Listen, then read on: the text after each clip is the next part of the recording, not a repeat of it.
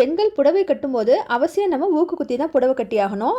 அது நம்ம ஃப்ளிட்ஸ் வைக்கிறதா இருக்கட்டும், புடவை மடிப்புக்கு எல்லாத்துக்குமே நம்ம ஊக்கு யூஸ் பண்ண வேண்டியிருக்கும்.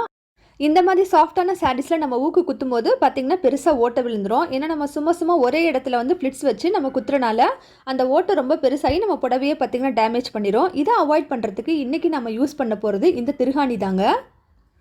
நம்ம கம்மலுக்கு பின்னாடி இருக்கக்கூடிய பேக் ஸ்டாப்பர் நம்ம சொல்லுவோம் அதை.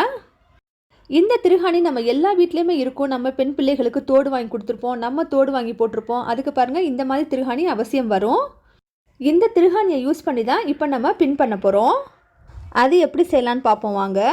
ஊக்கோட அந்த ஷார்ப்பான பகுதியில் இந்த திருகாணியை உள்ளே விட்டுறணும்.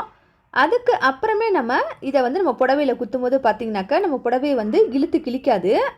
அதனால் நம்ம புடவை வந்து டேமேஜும் ஆகாது. நமக்கும் பார்த்திங்கன்னா இது ரொம்ப கஷ்டமாகவும் இருக்காது. இந்த டிப்பு இதுவரை யாரும் சொல்லாத டிப்பு இப்போ தான் நான் புதுசாக உங்களுக்கு சொல்கிறேன். நீங்களும் செய்து